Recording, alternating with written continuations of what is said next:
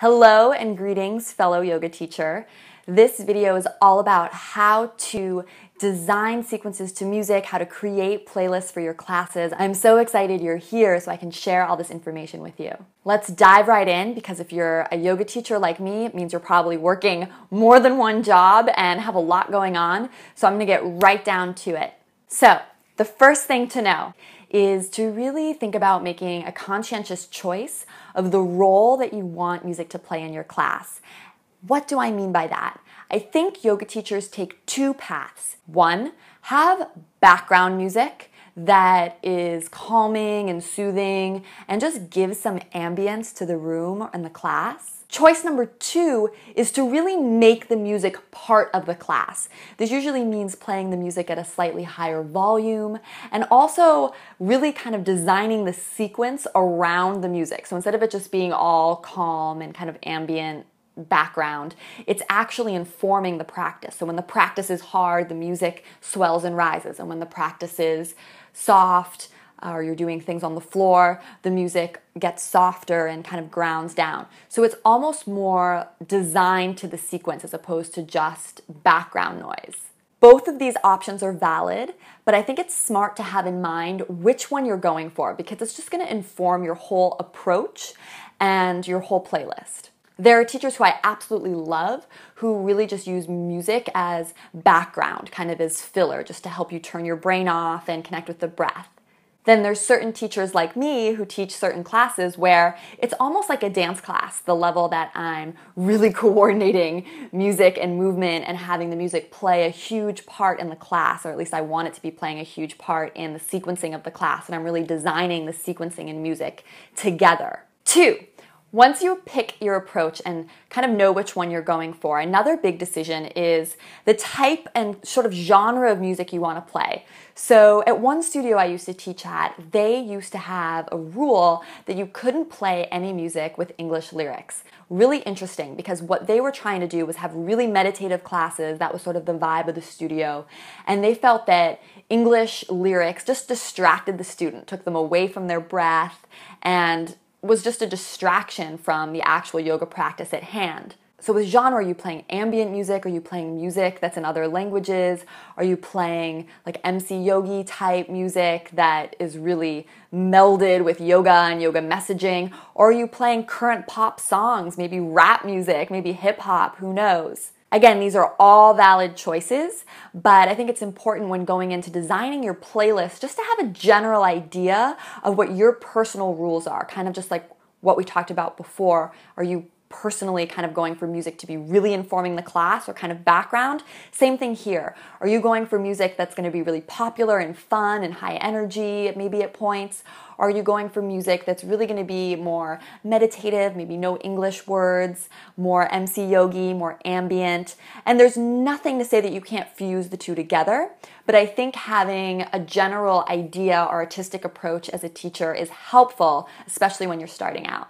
More pop songs or high energy songs can make a yoga class really fun, especially if it's a power flow studio and the students sort of like that. At the same time, I think we've all experienced hearing a song in yoga class that we have our own personal connotations with.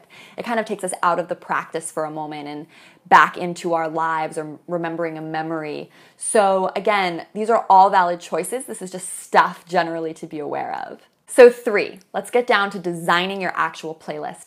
So if you're going for music that's more background music, which again, great option, I think one thing to really focus on is that all your music kind of being the same. Again, if it's background music, you don't want it to be really jarring one song to the next. So you want the music to really flow so it stays in the background. If it's jarring song to song, it's going to come to the foreground. So you might want to look for music that you can have multiple songs from the same CD, or ambient music songs from the same CD, one after the other, and then maybe 3 from another CD and then 3 from another CD, just so there's a flow, and then kind of pasting those together in a way that you think makes the most sense or is the most beautiful. If you're going for our other approach of having the music be a big part of the class, which is what I'm currently doing in my teaching, you really want to think of the flow and arc of a yoga class. So usually there's a warm-up, doing either cat-cow or standing sun salutes, just kind of a warm-up or ramp-up period, then usually there's the period of the class that peaks. We have standing poses, maybe there's a peak pose, so you're kind of going up. And then usually there's a portion on the floor where you do back bends or just kind of a break, some stretching. And then usually either the class fades out from there, or there's what I call a second rise, where you switch back to doing more standing postures, more energetic things before finally fully coming down onto the floor to do seated stretches and shavasana. So think of the arc of your sequence and where you have your peak pose, and then you want to design the music around that. So let's just talk real life examples. What I do is I always have my first song be very slow and meditative, and I've done every genre from ambient music for the first song to blues, soul music for the first song, but it's always slow. It's always meditative. It's always really designed to get people slowing down, right? Because they rush to class, so I want to get them slowing down. I want to get them into their body and connecting with the breath. So the first song to 2 songs for me are always slow and somewhat meditative in nature. By the 3rd song, I want some energy in the room. So I'm usually picking a song that's not my we're not at my peak pose yet, so I don't want my most energetic song, but a song that's starting to bring in some beat, bring in some movement, bring in some bass, and just get people kind of excited to be in their bodies, to be flowing. Then I have another 2 to 3 songs like that. And then there's usually a really high energy song that I usually have somewhere around the 6th song. And that's when things are getting hard. People are sweating and they're getting tired. Here the music can be a huge piece of motivation for them if chosen correctly. So one tactic is you might want to have more and more energetic songs as your sequence progresses in difficulty up to your peak pose. So that's definitely an option. One thing that I have personally found, though, is that while that makes sense logically, it actually sounds better in class if I alternate a little bit between an upbeat song and a song that's still happy and upbeat, not as slow or sort of meditative as the first song, but just that takes it down a notch, and then I go up more, and then I go down a notch, and then I go up more. So instead of it being an exact slope up to sort of high energy music to match my peak pose, it's a little more of an up, down, up more, down, up more, down, up more, peak pose, down. And I can't explain why this is. You may find that you have a different approach, but for me, I initially tried doing a logical build, and then I found that for whatever reason, I wanted my classes to just be a little bit slower. I wanted people connecting with the breath more. This isn't an aerobics or workout class, and I felt that it worked better for me and what I'm trying to do in class if I had the energetic song, and then in between each energetic song, I had a song that was just a little more low-key. Because the thing is, if you have that song that's a little bit more low-key in between, the student then notices the pickup of the more energy song. It's sort of like if a frog is in water and you slowly turn the heat up, the frog doesn't notice that all of a sudden it's boiling. But if you turn the heat up and then down and up and then down, the frog would notice. So I don't know if that analogy makes sense, but for me, I really want my students to feel uplifted and happy by the upbeat songs. And I found that that wasn't as well achieved if it was just a consistent growth, because they don't notice as much the difference. While if I alternated, they did, or I felt like they did. So I alternate all kind of high energy songs, but nothing too high energy in a row. And then I start with 2 or 3 kind of wind down songs. Again, look at your own sequence, but in my sequencing, I do standing poses and then I bring people down to the floor for a little break because they're sweaty and they're tired. So we usually do Shalabhasana, Dhanurasana on the belly, some back bends, and then either I go back to cat-cow or just something chill, definitely a child's pose, so they can reset and rest for the second half of class. And here I like to have some chill songs, so we really just take it down a notch. What I do here is I have a chill song, then a really chill song, and a chill song. So I have 3 songs kind of in the middle of class: chill, super chill, and chill. And my goal is, of course, to have the chillest moment of my break be at the chillest song. However, yoga classes don't always go as planned. Timing switches, maybe you start class late, maybe you go through your sequence faster than you thought. So I like to have a buffer song on either side that's chill, so that if I get there a little early or I'm there a little late, that it's not a big deal. And you want to choose these chill songs carefully because, again, you can never have your timing exactly right unless you're going to go over and change the stereo while you're teaching, which is awesome if you can do it and multitask and handle that. But for a lot of us, that's just not a reality because we're adjusting people. There's too much other stuff going on. So you want your chill song to be chill, but not so chill that class is dead, because you need to realize that maybe that song will be playing while you're still getting through the first part of your sequence. Of course, you can always just bring people down to the floor when you hear that song if you're willing to improvise. Again, every teacher has their own style and how much they like to plan and not plan. I just know for me, I like to have my loose plan, then I like to have my really chill song with a chill song on either side. And ideally, I'm kind of winding down to the floor, I'm on the floor for the chill song, and then I have a buffer, so I'm kind of winding back up to do the second part of class with some hard standing poses before closing out. But I have a buffer, so I'm always okay. Then what I like to do, because I get people standing and sweating one more time before class is over, is I have a couple more really upbeat songs. I try to make these songs more flowy. At this point, I'm usually doing stuff like flipping your dog or fallen triangle or a lot of just really kind of feel-good poses. So if the first part of class was standing poses, a little more about like getting the beat up, getting the energy high, this is a little bit more about like relishing in the movement and stuff feeling really good. So it's less about building up energy, but more about stretching and enjoying, saturating the energy. And then I have two songs, both of which I think could work for pigeon pose, which is the hip opener that I usually do. I also do seated pigeon, but just, the hip opener song. And with that song, I like to take a lot of fun liberties, because with pigeon pose, people are there, they've landed, their brains have already kind of shut off because you got them through a yoga class or almost through a whole yoga class, so they're usually a little calmer. So I like to put a song that's just really fun to listen to in for pigeon pose. And we'll talk about that in a minute, songs that are fun to move to as opposed to listen to. Through the whole class, you want songs that are good to move to. But for my pigeon song, my song or two, I love to have a song that's fun to listen to. So usually hip stretches kind of hurt, so it's nice to have something to listen to. Then for seated postures on the floor, I'm really winding it down. I usually have a song or two that are very calm, that I feel really good talking over, because again, I'm instructing at this point, so it needs to be good to move to, not to listen to, because I want them listening to me still. And then I usually have a melodic song, usually a piano piece or an ambient song for when they're on the floor, maybe doing some final twists, and then a Shavasana song. For Shavasana, I've done everything from ambient music to Sade.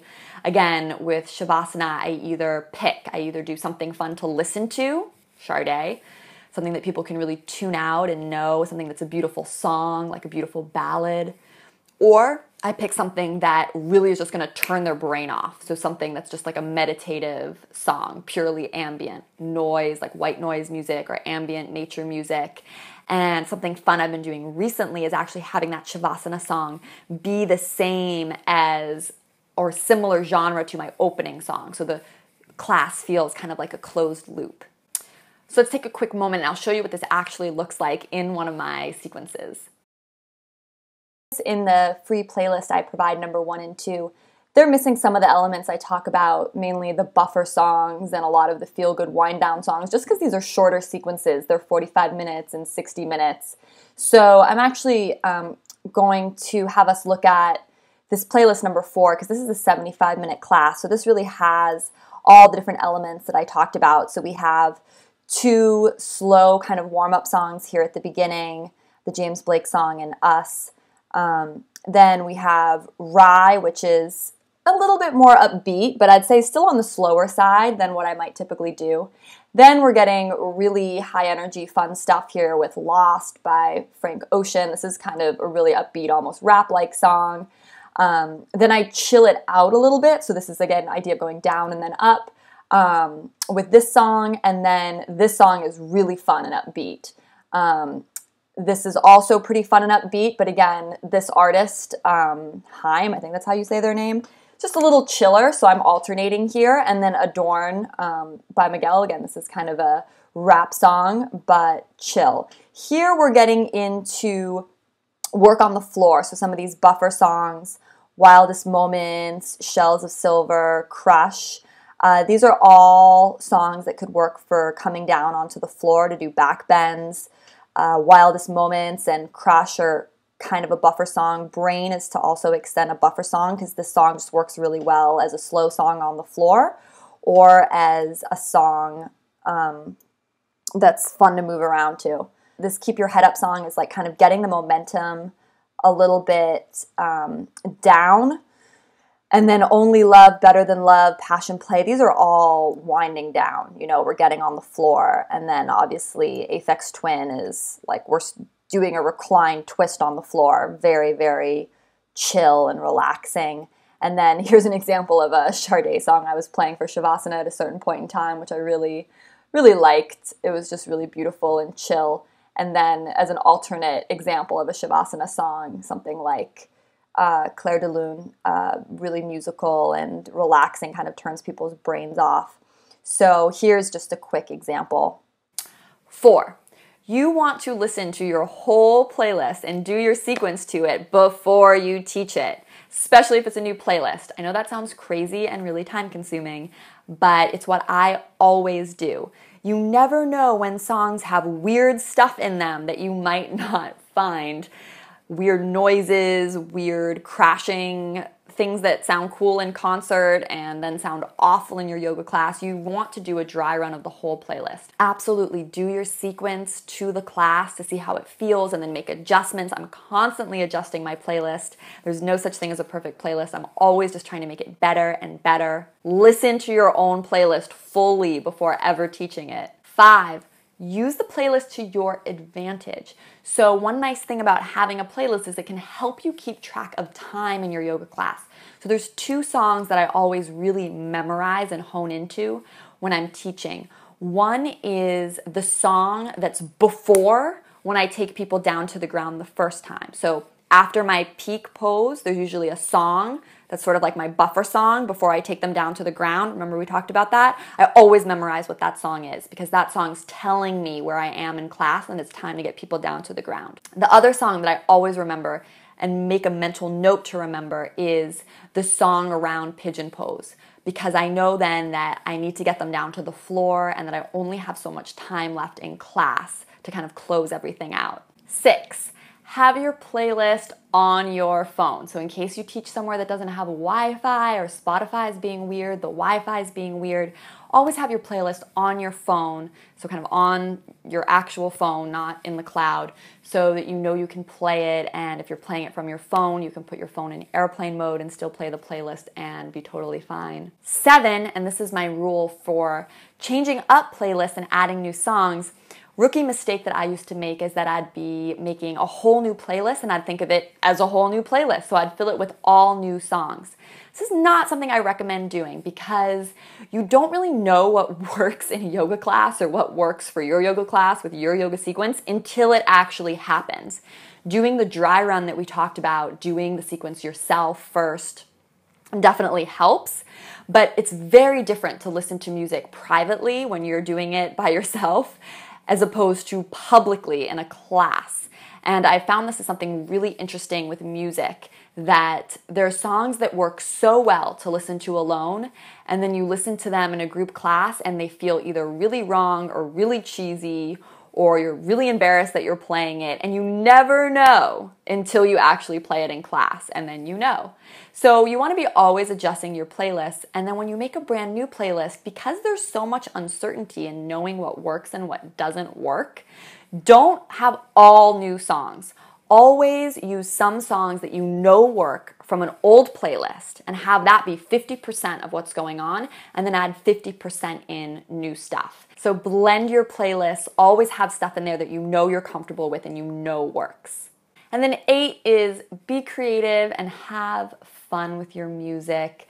I don't suggest stealing playlists outright from other yoga teachers because at least I've heard of teachers who find out that another teacher is using their exact playlist. I think it's great to take songs and inspiration from other teachers, but always make it your own. And one of the most fun parts of all of this is kind of discovering your own yoga music taste and genre, which for many of us is very different from the music we might just listen to on a Saturday or go to a concert of. There is just a huge division, and that's something I really hope to impart, because it's something that I've really had to learn the hard way, is that just the music you like and the music you like to work out to, or the music you like in general, doesn't have anything to do at all with the music that's right for the choreography of your sequencing and that's right for the messages that you're trying to get across in your teaching. That music might be something you don't even know about yet. And what's really fun about designing classes with music is getting closer and closer to that, because it's its own thing.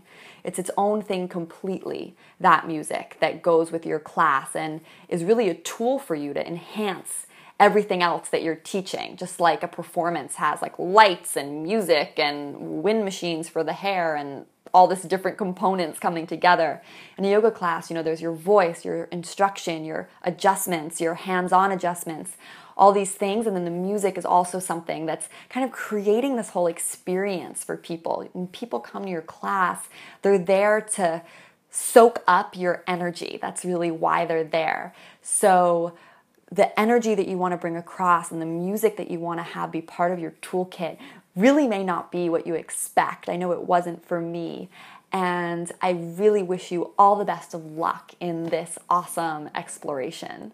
If you enjoyed this video, share the opt-in link below with fellow yoga teachers. Please write to me and give me your feedback through the comment form below. I'm happy to answer questions in the comments below. I think you'll really enjoy and love my online course and book about how to teach yoga in studios and fill your classes. When I first started teaching yoga, I didn't have any yoga teacher friends. I came from this corporate world. I had no idea how to infiltrate a yoga studio and convince them to let me teach a class.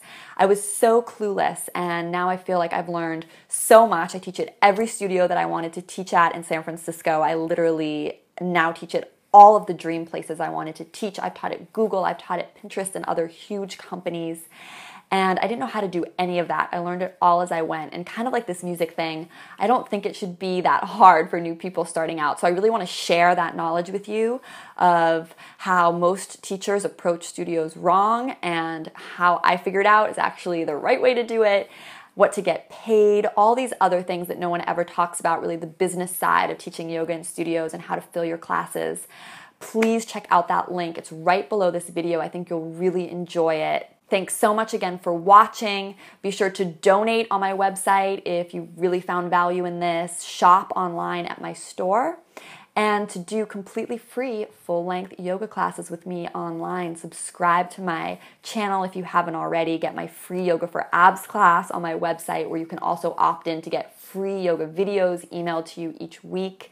From my heart, always, to yours, namaste.